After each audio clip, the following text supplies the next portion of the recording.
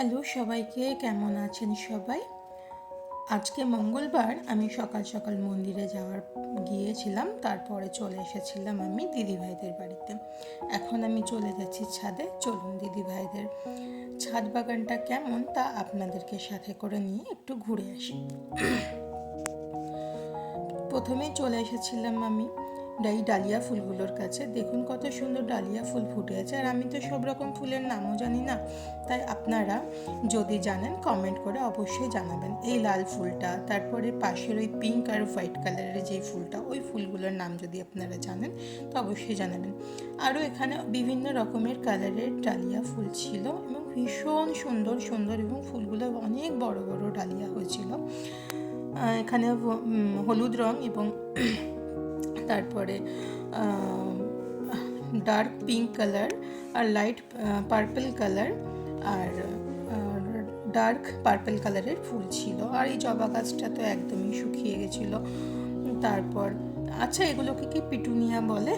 আপনারা যদি জানেন তো অবশ্যই জানাবেন। দেখুন কত সুন্দর একটা, না পার্পল না পিঙ্ক, একটা ভীষণ মিষ্টি কালারের জবা ফুল। আমার ভীষণ প্রিয় জবা ফুল। আপনাদের কোন ফুল পছন্দ অবশ্যই কমেন্ট করে জানাবেন। এখানে ছিল নয়নতারা, এখানে তালপাম ছিল।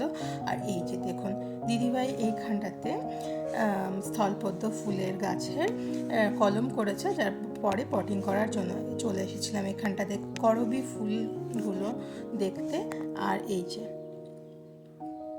এটা কোন ফুল আপনারা কি জানেন? এটা ফারবিসগঞ্জ থেকে দিদিভাই এনেছে আমার পিসি শাশুড়ি বাড়ি থেকে। এই যে দারুণ সুন্দর একটা জবা ফুলের গাছ ছিল, একদম লাইট পিঙ্ক কালারের, ভীষণ সুন্দর। এখানে ছিল ধুতরা, নয়নতারা, আর তার পাশে ছিল একটা পেয়ারা গাছ। দেখুন এই পেয়ারা গাছটা যখন সিজনে ফল হয় না, ভীষণ মিষ্টি হয় ফল এবং দারুণ খেতে লাগে। কিছু লঙ্কা গাছও ছিল পাশে, এই যে দেখুন। তারপরে ছিল আর একটা নয়নতারার ফুলের গাছ আর একটা অপরাজিতা ফুলের গাছ। বিভিন্ন রঙের অপরাজিতা ফুলের কালার হয় এখানেও, আমাদেরও কাছে দু চারটে আছে, তবে সবগুলোতে ফুল। আর এই যে দেখুন একদম কোনাতে লাগানো ছিল একটা ভীষণ মিষ্টি সুন্দর মিষ্টি কুমড়োর গাছ। দিদিভাই আবার ওটাকে জালি করে দিয়েছে, আর আমি কতগুলো শুকনো ফুল আবার কুড়িয়ে নিয়েছিলাম। আচ্ছা, আমার ব্লগটা কেমন লাগলো আপনারা সকলেই জানাবেন। ভালো লাগলে অবশ্যই একটা লাইক করবেন, কমেন্ট করবেন, সাবস্ক্রাইব করবেন আমার চ্যানেলটা।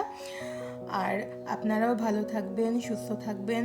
আর ব্লগটা কেমন লাগলো অবশ্যই আমাকে জানাবেন। আবার দেখা হবে পরের একটি ব্লগে। তাহলে এখন আজকের ব্লগটা এই পর্যন্তই। আসি, টাটা। সকলে ভালো থাকবেন, সুস্থ থাকবেন।